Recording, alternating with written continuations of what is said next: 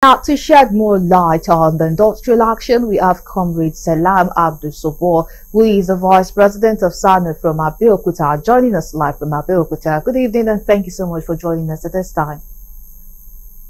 Yeah, good evening and thank you for having me.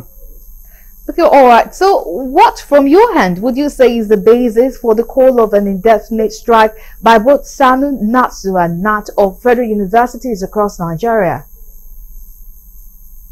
Well, let me say that the issues, just as has been reported, started from 2009, when we had an agreement in 2009, which, based on that agreement, ought to have been renewed every five years. And just as has been reported, when you are still living in 2009, in 2024, it begs a lot of questions.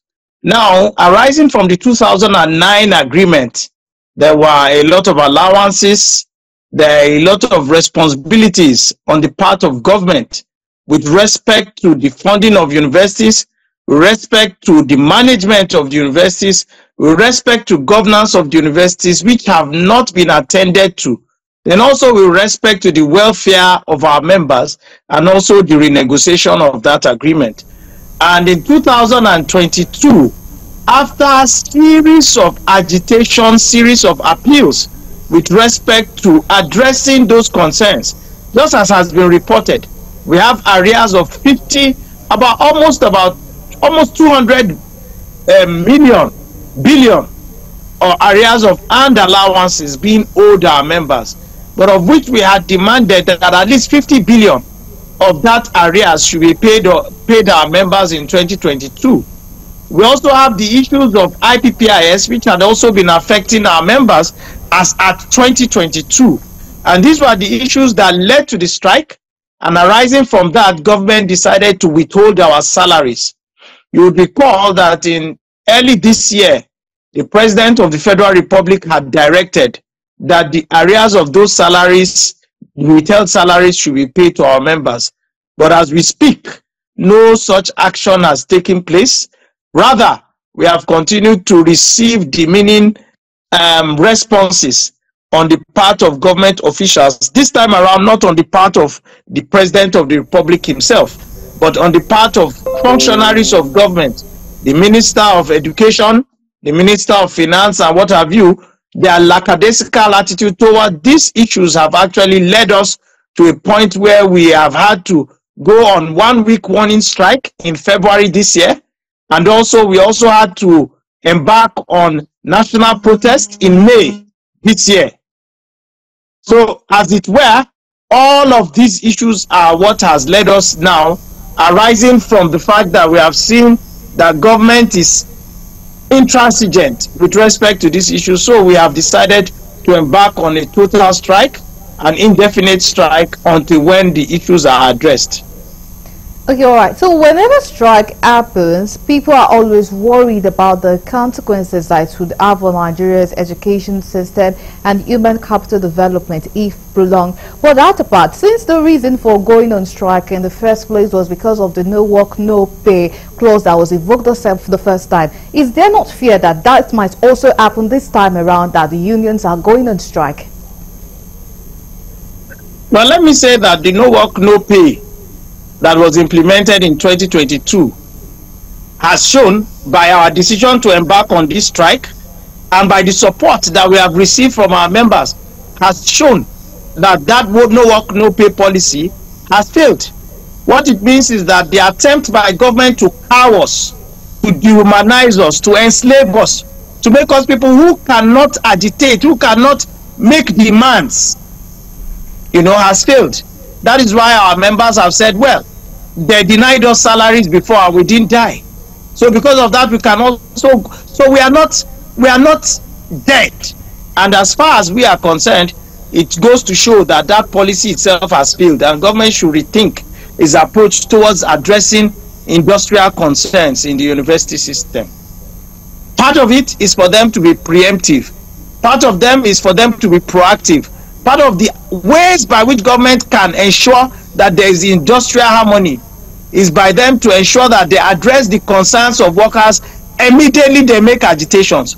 We have been on this issue of our withheld salaries for close to about a year now, without any response from any positive response from government.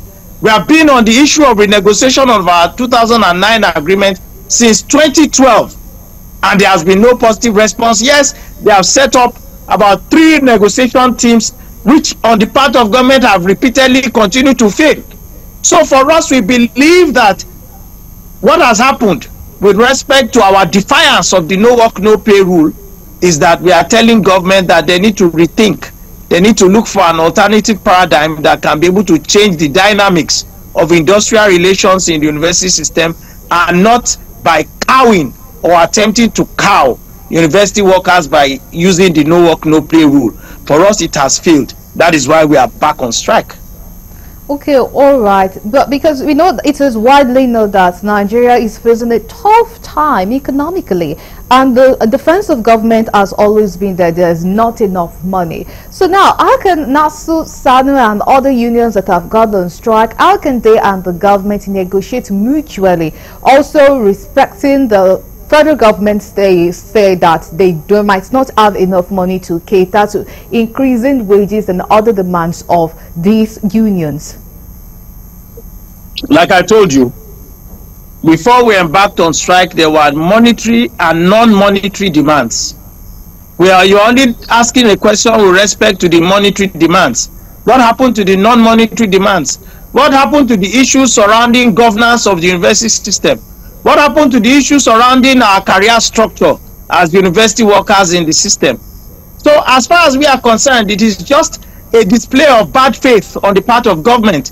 Their inability to be able to comprehend the challenges of the university system and be able to address them. Not everything is about money. Not everything is about money. And even when you are talking about the money, I want to tell you that as far as SANU and NASU are concerned, we are not strike hungry. But we require a table where we can be able to sit and negotiate. Has such a negotiation table been allowed to hold? No, there has not been any platform for such negotiation. So as far as we are concerned, we are not strike happy, we are not strike hungry people.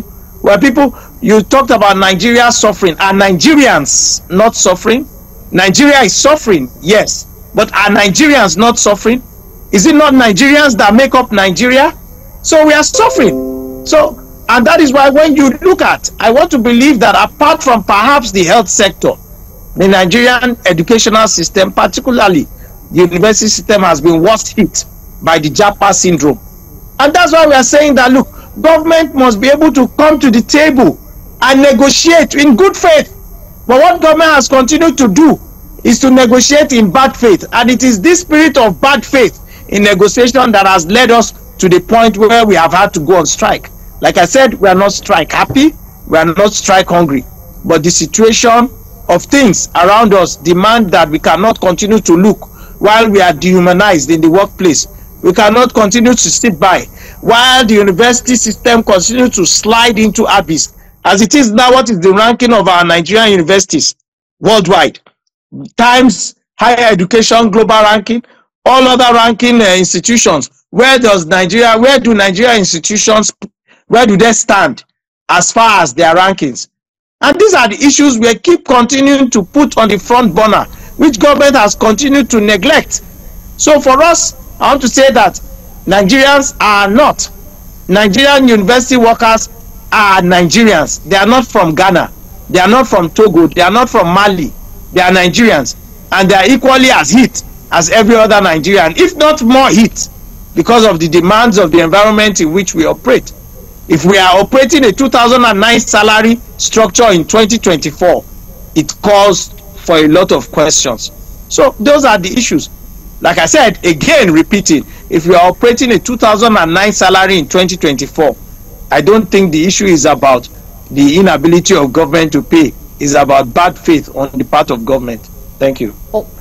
All right, we thank you so much for sharing your views with us on Galaxy TV. I'm sincerely hope for speedy resolution of this particular crisis. Thank you so much for sharing your views with us. We sincerely hope too, and government should play its own part towards that. All right, thank you so much. Thank you. And that is Comrade Salaam Abdulsobour, the Vice President of SANU from Abeokuta.